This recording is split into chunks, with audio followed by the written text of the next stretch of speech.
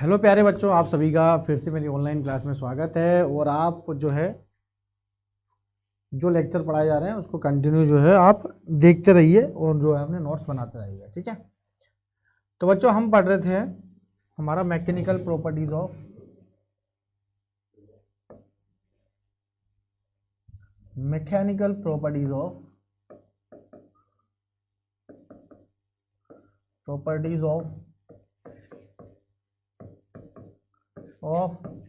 Solid.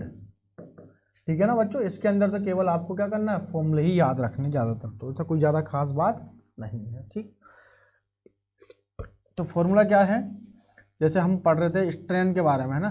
Strain के बारे में पढ़ा दिया था क्या मैंने? ठीक है, स्ट्रेन के बारे में पढ़ दिया था हमने। जो स्ट्रेन स्ट्रेस के बारे में पढ़े। अब बात करते हैं हमारे पास स्ट्रेस स्ट्रेन कर्व। थोड़ा सा बताऊंगा मैं इसके बारे में, ज़्यादा कुछ खास नहीं है लेकिन आपको ध्यान रखना है।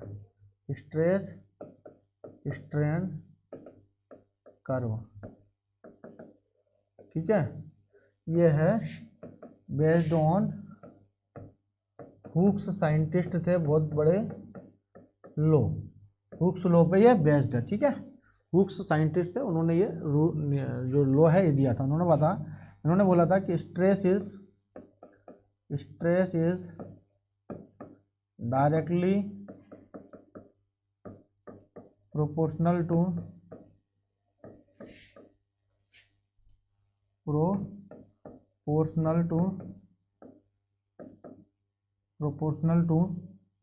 स्ट्रेन।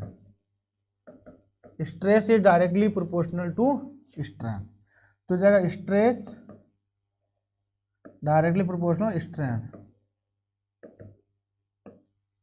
ये रूल है। इसका मतलब क्या हुआ, जैसे सपोज करो आपने क्या है, एक रोड लिया। क्या लिया आपने? एक रोड लिया। रोड को आपने ऐसे लटका दिया। एल लेंथ की ये रोड है, ठीक है, क्या ये एल लेंथ की रोड है, कहीं पर लटका दिया आपने।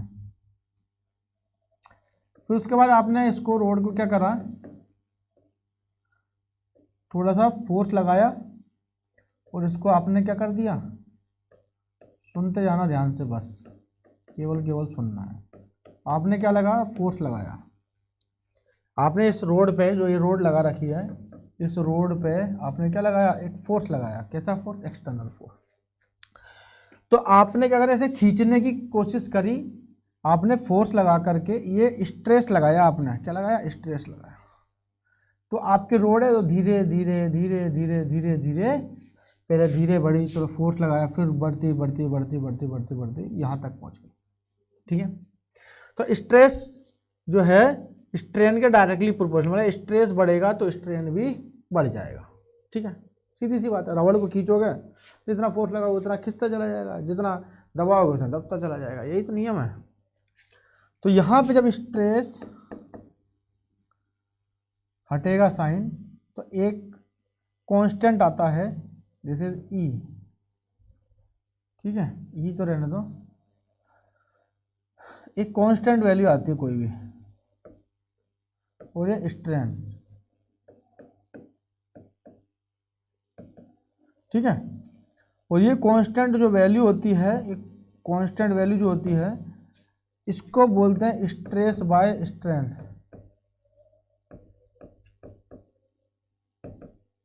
इस कांस्टेंट का नाम बता देता हूं, this is modulus of elasticity. Modulus of elasticity, ठीक है, this is the modulus of elasticity.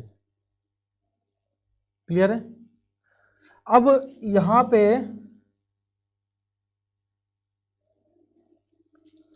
जो मॉडुलस ऑफ इलास्टिसिटी है, तो एक मिनट रुकना, थोड़ा सा इसी को कर लेता हूँ ऊपर, है ना। This is modulus of elasticity. ठीक है, अब जैसे थे स्ट्रेस, लेकिन अच्छा एक चीज है, रबड़ जो होती है, रबड़ ज्यादा इलास्टिक है कि steel? Steel is more elastic than rubber. रबड़ के कंपेयर में जो स्टील होती है ना, वो मोर इलास्टिक होती है, क्योंकि आपने देखा होगा कि रबड़ को आप खींच रहे हो एक फिक्स पॉइंट पे जाकर के जो है वो मैक्सिमम खिंच जाती है, उसके बाद फिर वो क्या हो जाएगी, ब्रेक हो जाएगी, टूट जाएगी। ठीक है, तो रबड़ के अंदर क्या होता है, जितना स्ट्रेस बढ़ाते जा रहे हैं उतना ही स्ट्रेन होता जा रहा है। ऐसे तो हो रहा है भाई, थोड़ा सा स्ट्रेस बढ़ाया, स्ट्रेन स्ट्रेन स्ट्रेन, स्ट्रेस बढ़ा रहे, स्ट्रेन बढ़ रहा बढ़ रहा बढ़ रहा है, ऐसे चलता है। लेकिन जो स्टील होती है, स्टील के अंदर क्या होती है, ये थोड़ा सा हार्ड मटेरियल होती है, हार्ड मेटल भी है। तो स्टील को ऐसा नहीं कि भाई यहाँ पे स्टील को जब खींच रहे हैं ना, अपन हाथ से तो नहीं खींच सकते, जब भी उसको खींचा जा सकता है, जब भी खींचा जाता है तो उस कंडीशन में थोड़ा सा भी स्ट्रेस लगाने पे स्ट्रेन बढ़ जाता है। भाई स्ट्रेस थोड़ा सा भी लगाएंगे स्ट्रेन बढ़ जाएगा। ठीक है, तो थोड़ा सा फिर उसके बाद से थोड़ा सा स्ट्रेन और बढ़ जाएगा। तो ऐसे करके करते करते जो स्टील की जो इलास्टिसिटी होती है वो रबर से ज़्यादा होती है। क्लियर है पहली बात तो। फिर उसके बाद स्ट्रेस स्ट्रेन कर्व होता है एक,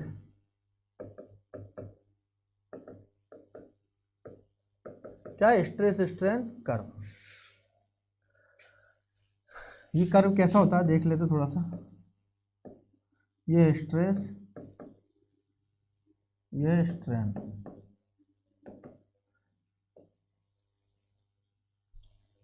घटिया छी।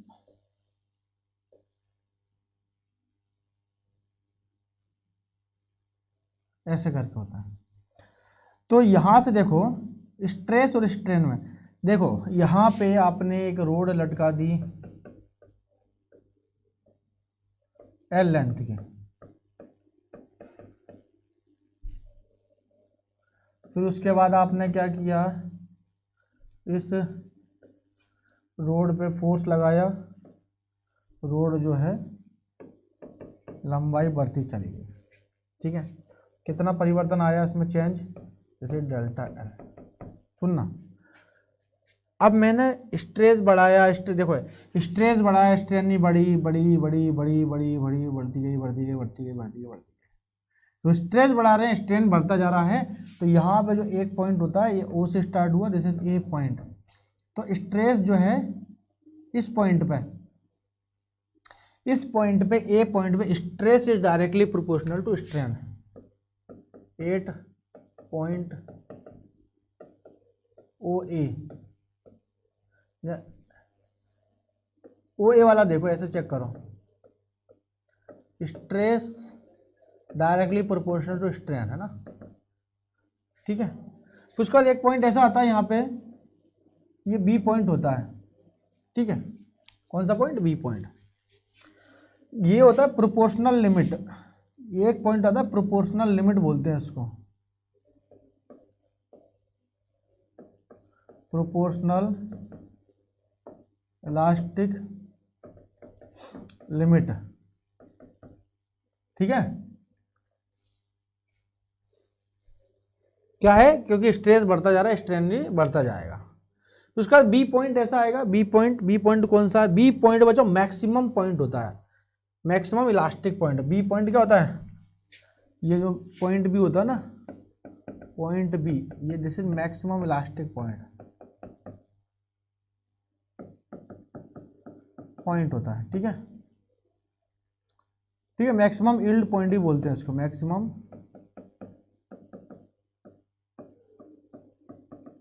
चलो इसको तो ऐसे ही इसको ऐसे। ठीक है, अभी भी देखो बी पे भी है ना बच्चों, मैक्सिमम पहुंच गया। अभी भी आप छोड़ दोगे ना रबड़ को, रबड़ लेके चलो, स्प्रिंग को छोड़ दोगे, तब भी स्प्रिंग अपनी है ना ओरिजिनल शेप में आ जाएगी। अभी भी स्प्रिंग जो है अपनी ओरिजिनल शेप में आ जाएगी। जैसे आपने फोर्स हटाया तो यहाँ पे आ जाएगी, पहले तो आ ही गई, लेकिन ए से बी तक जाएंगे ना तब भी आ जाएगी। फिर उसके बाद आता है एक सी पॉइंट, एक सी पॉइंट आता है। ये होता है सी पॉइंट जो है आपका प्लास्टिक वाली कंडीशन है, प्लास्टिक चालू हो जाती है यहाँ से, प्लास्टिक। ये होता है इलास्टिक, ये होता है प्लास्टिक। अब बच्चों यहाँ पे जब जैसे ही सी पॉइंट पे पहुंचोगे ना,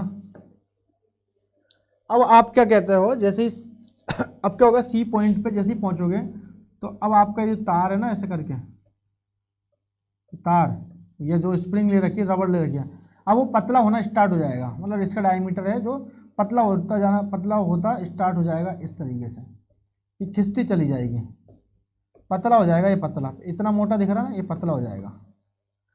तो ये होता है मैक्सिमम, मतलब प्लास्टिक रीजन होता है, यहाँ से आता है बी से सी तक जो होता है प्लास्टिक, मतलब इसके बाद ये अपनी वापस स्थिति में बी तक लास्ट है, बी तक आ जाएगी, फिर बी के बाद जो है नहीं आएगी। ठीक है, फिर इसके बाद एक और पॉइंट आता है, इसको बोलते हैं हम डी पॉइंट। जैसे डी पॉइंट क्या होता है, डी पॉइंट, पॉइंट सी होता है प्लास्टिक पॉइंट, प्लास्टिक बिहेवियर होता है इसका, है ना। प्लास्टिक कभी अपनी कंडीशन में थोड़ी ना आती है ना, यदि टाइट प्लास्टिक है तो डी पॉइंट जो है, डी क्या है यहाँ पे, capital A B C D है ना, दिस इज फ्रैक्चर पॉइंट। अच्छा एक चीज़ और है यहाँ से, फ्रैक्चर पॉइंट, यदि आपने क्या कहते हैं सी, बी से सी तक बढ़ाना चालू करो तो चीज़ें पतली होनी स्टार्ट हो जाएगी, पतली होती खिंचेगी, लंबाई बढ़ती जाएगी, लेकिन एक पॉइंट ऐसा आएगा डी, जहाँ पे आपकी जो स्प्रिंग है, रबड़ है जो है, वह क्या हो जाएगी, फ्रैक्चर हो जाएगी, फ्रैक्चर मतलब टूट जाएगी। ठीक है, मतलब टूट जाएगी। तो this curve is stress strain curve. ये कर्व जो है बड़ी बड़ी जैसे क्रेन्स होते हैं ना, क्रेन कोई पत्थर को उठा रही है बड़े वाले को, कैसे पता चलता है कितना उठाना है, तो वो डिपेंड करता है मॉडुलस और इलास्टिसिटी के ऊपर, कि भाई वो चेन जो है आपकी कितना उसका एरिया है, कितनी रेडियस है, कितने मास को वो सहन कर सकती है, वो सारी चीज़ें देखते हैं उसके अंदर।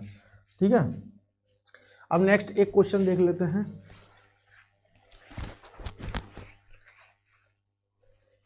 ये वाला नहीं बेटा, ये तो कल आएगा है ना, ये वाला देखते हैं। क्वेश्चन नंबर, मतलब आंसर बताना है इसका ना। देखो a load of 4 kilogram is suspended, पहले गिवन चीज क्या क्या दे रखी है, गिवन मास दे रखा है, क्या दे रखा है 4 किलोग्राम। Very good.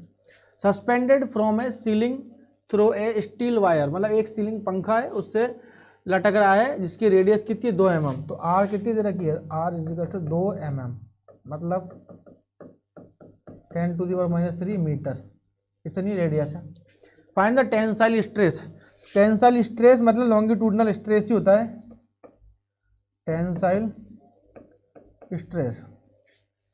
ऐसा सीलिंग मान लो, वो ऊपर से सीलिंग जो बंधा हुआ रहता है ना, उस पर ये बोल रहा है कितना, 4 किलोग्राम मास का जो बंधा हुआ है, उसकी रेडियस कितनी, ये पतली सी पत्ती है ना, इसकी जो रेडियस है ना कितनी पतली है, 2 mm की है।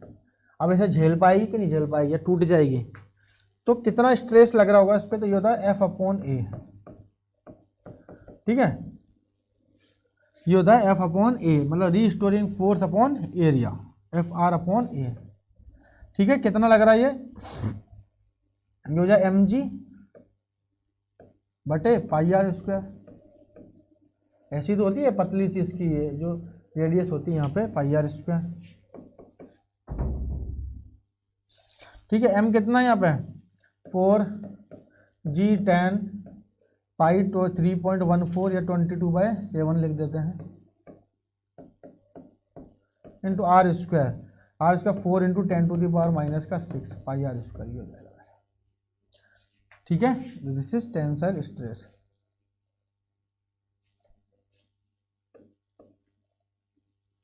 दिस इज टेंसाइल स्ट्रेस है ना,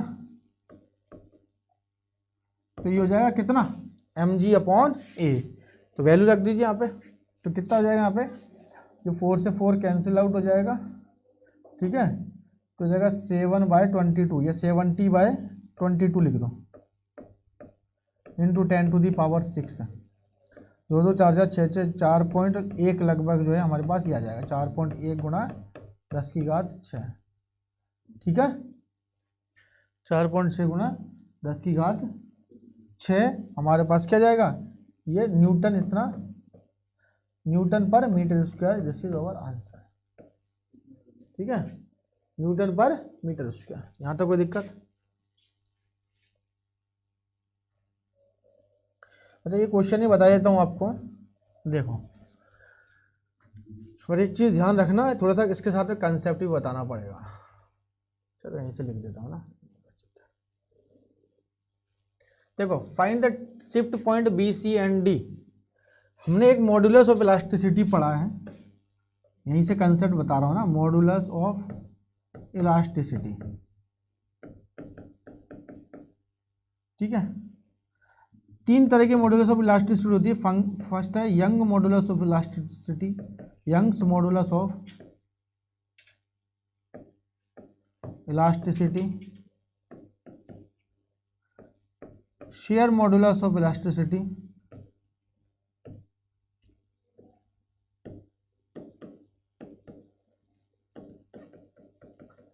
थर्ड है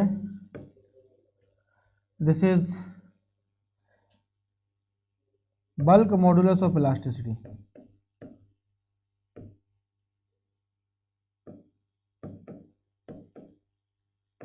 ठीक है, तीन तरह की इलास्टिसिटी हो जाएगी। ये हो जाएगा वाई, ये जाएगा ईटा, ये जाएगा बी, वाई ईटा बी, हम ये देखेंगे आगे।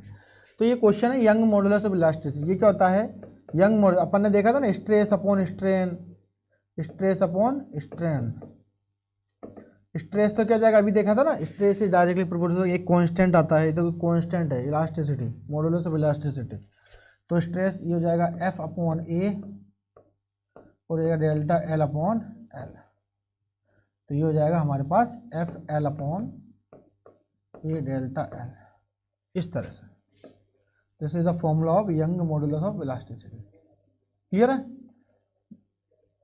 वैल्यू रख दो यहाँ पे। सबसे पहले देखो, यहाँ पे पूरा टॉप पॉइंट है ना, इस टॉप पॉइंट पे बंधा हुआ है कोई रोड 10 किलो की। कितना वेट है? 10 किलो के। तो हमारे पास जो जो गिवन वैल्यू वो लिख दो। गिवन वैल्यू, मास कितना है? 10 kg। बहुत बढ़िया। लेंथ कितनी है? लेंथ इसकी यहाँ से आता, पहले ए से बी तक की देखेंगे अपन, क्योंकि ए से बी तक की यंग मॉडुलस ऑफ इलास्टिसिटी दे रखी है, क्योंकि अलग अलग मटेरियल के लिए अलग अलग होती है। तो वाई ए बी दे रखी है हमारे पास। तो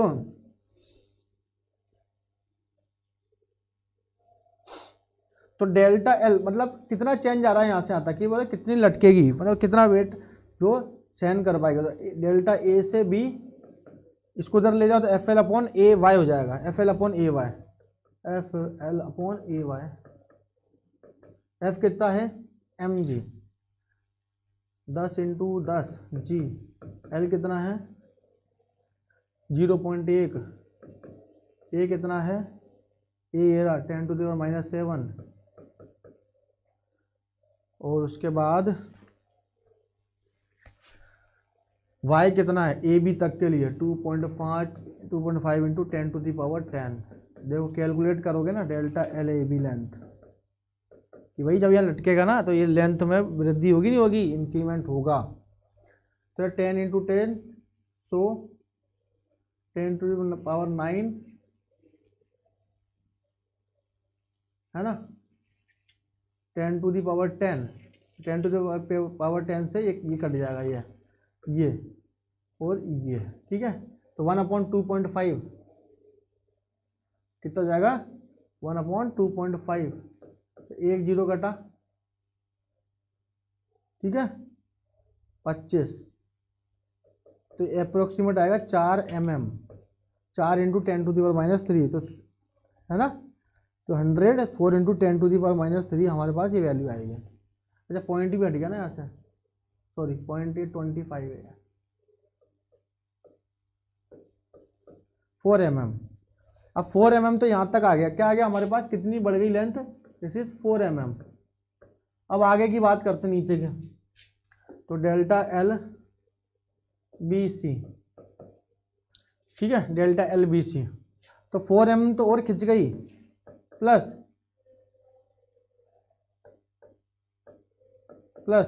ये वाला फॉर्मूला वो लगा दो, एफ एल अपॉन ए वाई। कहाँ से कहाँ तक? बी सी के लिए, एल ए बी के लिए। ठीक है, लेंथ कितनी है? 0.2 मीटर। तो ये हो जाएगा फोर्स वही 100, 10 × 10 वाला 100 इंटू एल ए बी कितना है? 0.2। ये कितना है? 10⁻⁷ इंटू वाई बी सी कितना है? 4 इंटू 10⁻10, ठीक है। ये अप्रोक्सीमेट कटेगा आपका 5 बार, ये सब काट लेना आप। डेल्टा एल बी सी जो है ना, ये 4 mm प्लस 5 mm, तो 9 mm आ जाएगा ये हमारे पास, 9 mm। तो इसके अंदर जो डेल्टा एल बी सी है ना, कितनी खिंच जाएगी, क्योंकि जब ये लटकेगा तो ये भी खिंचेगी, ये भी खिंचेगी, ये भी खिंचेगी, तीनों तरफ से जो है इसका एलोंगेशन होता है, लंबाई बढ़ जाती है, ठीक है। तो तीनों तरफ से लंबाई इसकी इंक्रीज हो जाती है।